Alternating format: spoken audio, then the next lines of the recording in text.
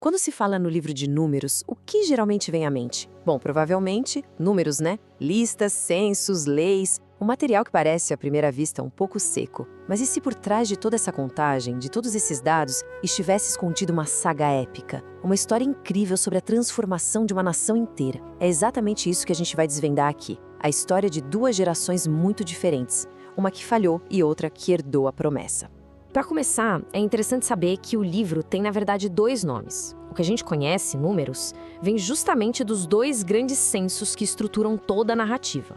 Só que o nome original em hebraico é Bemidbar, que significa no deserto. E vamos combinar, esse nome captura muito melhor o espírito da coisa. A história não é só sobre contar pessoas, mas sobre a jornada desse povo através de um lugar que iria testar absolutamente tudo que eles eram. Então a nossa história começa aos pés do Monte Sinai. O povo de Israel, recém-saído da escravidão no Egito, está sendo organizado. O clima é de otimismo, sabe? De um futuro grandioso pela frente. Eles estão naquele ponto de transição, deixando de ser uma multidão de ex-escravos para se tornar de fato uma nação pronta para a vitória. E aí acontece o primeiro censo. O número é impressionante: 603.550 homens prontos para a batalha. O propósito aqui era muito claro: organizar um exército formidável para conquistar a Terra Prometida. A promessa aparecia ali ao alcance das mãos. E a organização deles era algo meticuloso. As tribos acampavam numa formação super precisa, divididas pelos pontos cardeais. Mas o detalhe mais fascinante de todos estava bem no meio, no centro de tudo, o tabernáculo. Aquela tenda sagrada que simbolizava a presença de Deus. Isso queria dizer que Deus era o coração pulsante da nação, o ponto central da identidade daquele povo. Mas essa promessa toda, essa organização inicial, começa a ruir. Aquele otimismo inicial vai dando lugar a um ciclo de rebelião, de descrença. Esse é o grande ponto de virada da história, onde a jornada que deveria ser curta para a Terra Prometida se transforma numa longa e dolorosa peregrinação. Um padrão muito perigoso começa a se formar. Tudo começa pequeno, com reclamações sobre as dificuldades do caminho. Depois, em Kibrot Hatavá, a coisa piora. Eles rejeitam o maná, que era a provisão de Deus, e começam a sentir falta da comida do Egito. Cada murmúrio era um passo para longe da fé e um passo para mais perto da rebelião. E tudo isso culmina no desastre total em Cádiz Barneia. A consequência foi devastadora. 40 anos vagando pelo deserto. E essa citação aqui, ela resume perfeitamente o momento do fracasso. 10 dos 12 espiões que foram enviados a Canaã voltam com um relatório movido pelo medo. A forma como eles se viam, gafanhotos diante de gigantes, se tornou mais real para eles do que a própria promessa de Deus. Foi nesse momento que o medo simplesmente aniquilou a fé e a nação inteira se rebelou, se recusando a avançar. E a sentença foi cumprida. Por quase 4 décadas, aquela geração que saiu do Egito cheia de promessas, pereceu no deserto.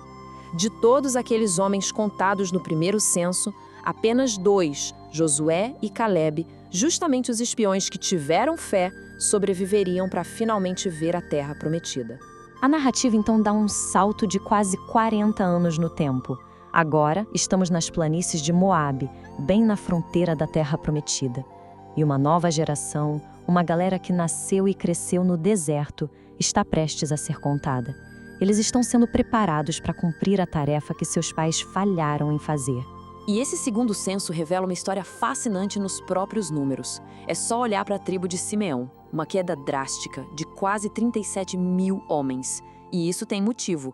Foi uma consequência direta do papel que eles tiveram numa grande rebelião. Em contraste, a gente vê Manassés crescendo bastante.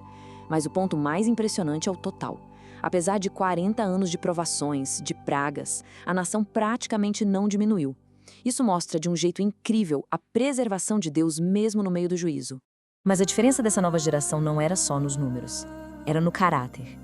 E a história das filhas de Zelofiade é um exemplo perfeito disso. Eram 5 irmãs, sem um herdeiro homem na família, que estavam diante de uma situação complicada, perder a herança do pai delas. Ao contrário da geração anterior, que só reclamava, elas agiram com fé e coragem. Levaram o caso delas diretamente para a liderança, buscando por justiça. E a resposta divina foi surpreendente. Uma nova lei foi estabelecida, garantindo que as mulheres também pudessem herdar propriedades. Isso não foi só uma mudançazinha na regra. Foi um sinal de uma sociedade mais madura, mais justa, pronta para ser uma nação. E assim a jornada chega ao seu clímax. Essa nova geração, que foi testada, ensinada no deserto, não é mais uma multidão de rebeldes. Agora eles são um povo preparado, posicionado ali, na fronteira do seu destino. Num ato final que marca essa transição, Moisés, o líder que guiou o povo por todo esse caminho, transfere sua autoridade para Josué. Esse ato simboliza a passagem do bastão, da geração do deserto para a geração da conquista. A mudança, agora, estava completa. Eles começaram como um povo que só olhava para trás, para a escravidão, e incapaz de confiar no futuro que estava prometido. E terminaram como uma nação forjada no deserto, com leis justas, uma nova liderança e a resiliência necessária para finalmente tomar posse da sua herança. A transformação não aconteceu apesar do deserto, mas por causa dele. Então, no fim das contas, a lição de Números é profunda. Não é só sobre um censo, mas sobre o que faz um povo ser digno de ser contado, o que faz um povo contar. E isso nos deixa com uma pergunta para refletir. Quais são os desertos nas nossas jornadas que nos moldam para as promessas que buscamos?